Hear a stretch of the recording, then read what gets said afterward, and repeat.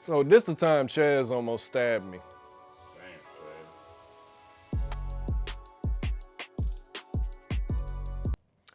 All right, so this is the 90s. I know some of y'all was just getting here, but I've been here for a couple of years already. And growing up in a family, in a black family, it just seems like a rite of passage that either older siblings, older cousins, or just the older man in the family that's not necessarily a full-grown man, still adolescent, they just bully you, beat you up, try to make you tough. It just seems like a rite of passage in the black community. I'm not white, so I don't know if they do it in the white community. But, so at this time, we had a big cousin named Binks, and we all were staying at our aunt house. Like, he was staying there because he was from Bahamas, so he came over to go to college, and we was over there because we was getting babysat. She was babysitting us, but she wasn't home at the time. So as any older cousin does, you know, they picking on the younger cousin, which is my brother at the time. And I'm way younger, so I ain't necessarily getting it yet, but my time was coming. So in this day, you know, he picking on Chaz, you know, he punching him and trying to make him tough, holding him down, you know. Kids don't have no sense of control over their emotions. None. So they just get angry, they go from 0 to 100 real quick. Like Drake. They just react, they be crying, all that. So this particular day, it's just one of them days that Chaz got tired of it. So on this day, my cousin holding him down, hitting him, you know, punching him. And then he said, Cameron. I said, yeah. He said, come over here and punch him. And my brother like, Cameron, don't you punch me, dog. Don't punch me. You know, he getting emotional. He already getting emotional. He tired of it. Don't punch me. And what I'm gonna do? I don't want to be the one getting punched. So I come over there, punch him. And not in the face, like in the arm, like in the little body. It's not like serious abuse here. This is just, you know, family dynamics. So once we do that, he get upset and like break off.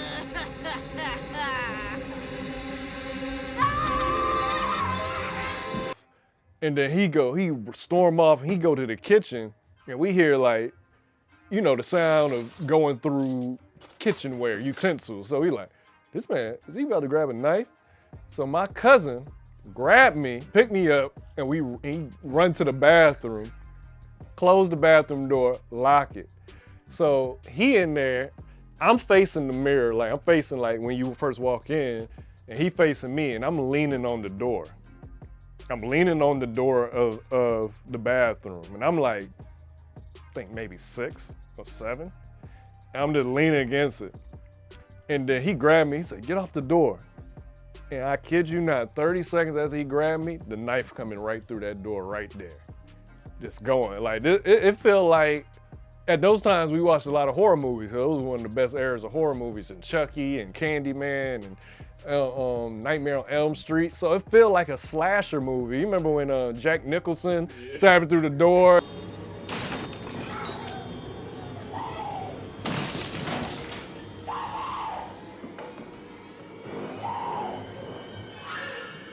Here's Johnny.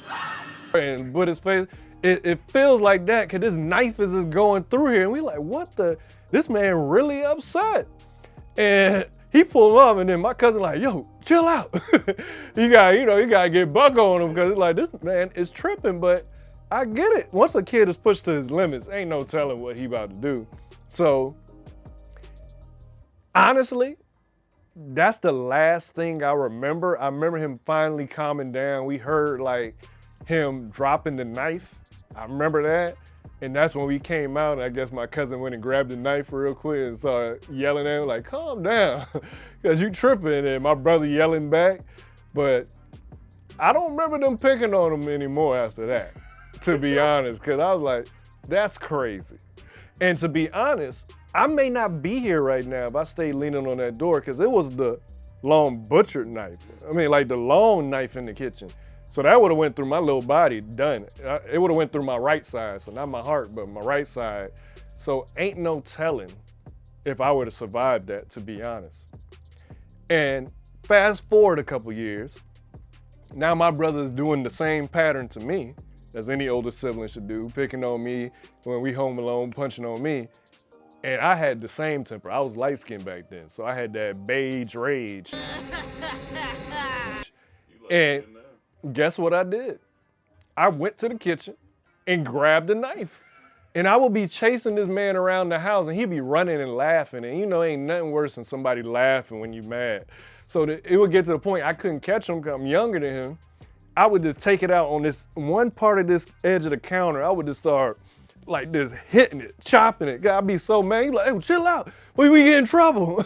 And every time, like, that's what would happen. So if you have went back to, I know if I went back to that childhood house, it will be this slashes right there in this one part of this counter. They were small enough where it's like, you can't really tell unless you looking, but I knew about it.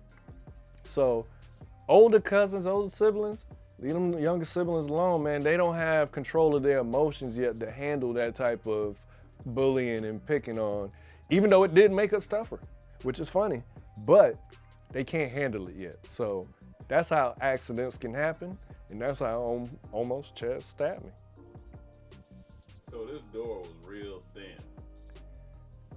Honestly, so it didn't come through the door like Jack Nicholson. What he did was put it through the slot, like where the door closed.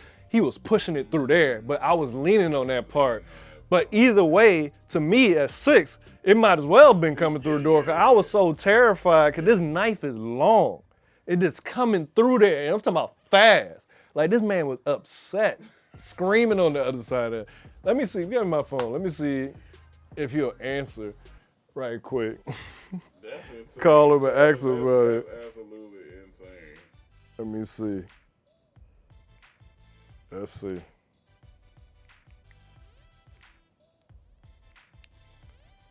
Let's see. Yeah. Hey, so I'm on camera right now telling a DT story. You got 5 minutes? Quick 5 minutes. All right, I told him the story how you almost stabbed me. Why you did that? Allegedly. No, that knife was coming through that door. Why did you do that? Because you and Binks pissed me off. y'all got me to my breaking point. You want me to say it? I said it. You know what I'm saying? I was like, at that, you got me to my effort point. I was just like, all right. So what made you stop? What happened after that? That's what I can't remember. Because eventually we had to come out the bathroom.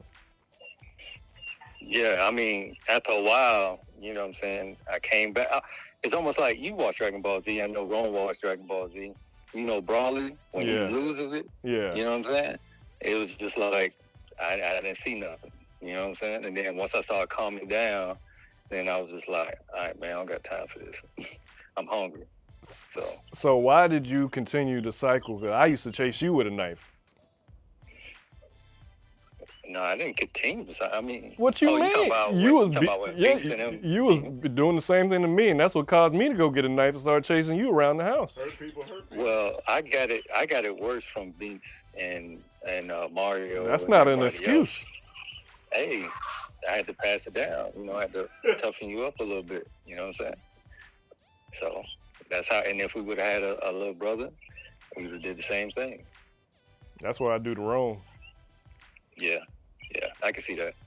That's enough. Chaz, we'll call you back. All right. Okay. All right.